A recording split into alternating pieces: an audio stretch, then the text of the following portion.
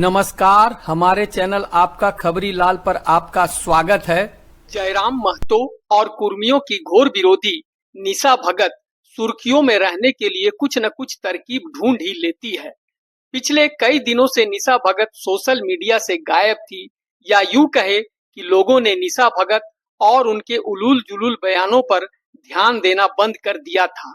अपनी गिरती साख को देखकर निशा भगत काफी परेशान थी और कुछ ऐसा करने की चाह में थी कि वो फिर से लाइमलाइट में आ जाए। और उनको मौका मिल गया जब रांची के प्रभात तारा मैदान में कुर्मियों की विशाल जनसभा हुई, जिसमें कुर्मियों के शेड्यूल ट्राइब में शामिल करने के लिए जोरदार संघर्ष करने का आह्वान किया गया। बस निशा भगत को कुर्मियों पर तंज करने और अपने आप को दोबारा सोशल मीडिया में छाने का सुनहरा मौका नजर आया और उन्होंने कुर्मियों के प्रति अपने मन में भरे विष को उगल दिया, मगर अपनी बात कहते हुए उन्हें थोड़ी भी मान मर्यादा का ख्याल नहीं रहा कि अगर किसी का विरोध भी करना है तो शब्दों का चयन थोड़ा सोच समझकर करना चाहिए। पहले सुनिए कि निशा भगत ने कुर्मियों के लिए किन अपशब्दों का प्रयोग किया, फिर बताते हैं कि उनकी इतनी ओछी मानसिकता क्यों है।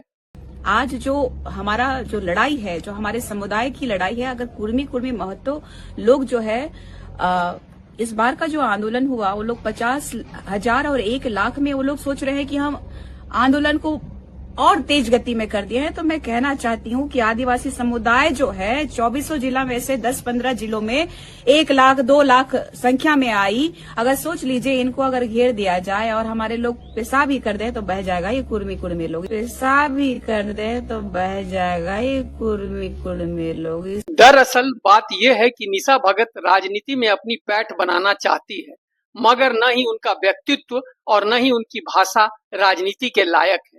अपनी राजनीतिक आकांक्षा को पूरा करने के लिए निशा भगत के पास कुछ स्पष्ट विजन भी नहीं है। Nisha Bhagat is not a factor, Nisha Bhagat is not an actor. Jairam Mahto को झारखंड की राजनीति में उभरते देखकर जेएलकेएम का दामन थाम लिया था, मगर कुर्मियों द्वारा शेड्यूल ट्राइब में शामिल होने का आंदोलन शुरू हुआ तो उन्हें लगा कि आदिवासियों की हितैषी बनकर, आदिवासियों की नेता बनकर उभरना ज्यादा अच्छा रहेगा।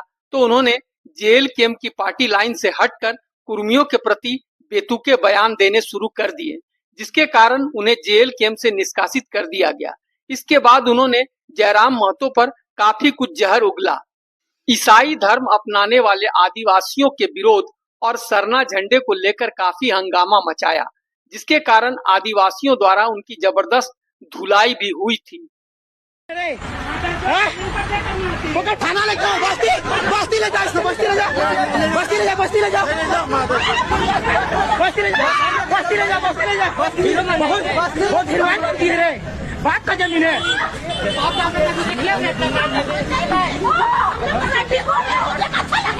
फिर उन्होंने सरना धर्म कोड को लागू करने और धर्मांतरण के विरोध में राजभवन के सामने अपना सिर मुंडवाने का ड्रामा भी किया। इतना सब नाटक करने के बाद भी जब निशा भगत को राजनीति में अपना स्थान कुछ पक्का नजर नहीं आया तो उन्होंने फिर से कुर्मी विरोध का झंडा उठा लिया और जेएलकेएम के साथ साथ आजसू को भी अपने लपेटे में लेने का प्रयास किया।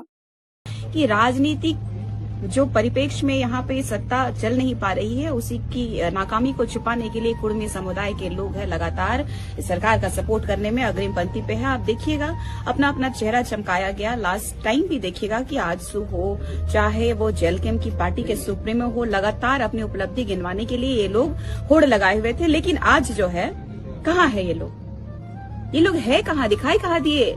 ये इतने बड़े बड़े दिग्गज अपने आप को समझने वाले, पार्टियां चलाने वाले, अपने आप को भौकाली के तौर पे कह रहे थे कि हम आदिवासी हैं और अपनी पार्टी की मान मर्यादा गरिमा को छोड़ करके अपने महतो समुदाय का सपोर्ट करने वाले और पीएचडी होल्डर जयराम महतो जी जो माननीय विधायक हैं वो आज हैं कहाँ। प्रश्न चिन्ह बनता है कि ये लोग कितना भी चिल्ला ले, डहर चाहे त्योहार मना ले, चाहे डहर में आकर के क्यों ना अपने अधिकार की बात करे। इस भारत देश में स्वतंत्र है सब अपना अधिकार मांगने का, लेकिन किसी दूसरे का खाने का अधिकार इस संविधान ने भी नहीं दिया है। इस देश का मूल मालिक आदिवासी है और रहेगा। जयराम महतो पहले भी निशा भगत की बातों को व्यर्थ मानकर इस पर किसी भी प्रकार की टिप्पणी करने से मना कर दिया था, निशा भगत पर टाइगर साहब क्या बोलेंगे? देखिए वो निशा दी फिलहाल जो अपनी गतिविधियां आप उनका देख रहे हैं, उनका जिस समाज की वो बेटी हैं, एक सामाजिक कार्यकर्ता के स्तर पर उनकी गतिविधियां हैं। तो वो इस विषय में तो उनका धार्मिक विषय,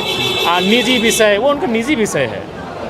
वो उनका निजी विषय जिन गतिविधियों के साथ फिलहाल वो दिख रहे हैं कार्यक्रमों में, चूँकि अब लोग देख रहे हैं कि जिस प्रकार हम लोग आगे बढ़ रहे हैं, तो बहुत सारी चीज़ें ऐसी आएंगी सामने जो जिनका कोई महत्व नहीं, लेकिन चूँकि हम लोग कभी कभी मौन और गौन हो जाते हैं, ये सच्चाई है। लोकतंत्र में अपनी बात रखने का अधिकार संविधान हर किसी को देता है, परंतु कुर्मी समाज के प्रति अमर्यादित भाषा का प्रयोग कहां तक उचित है?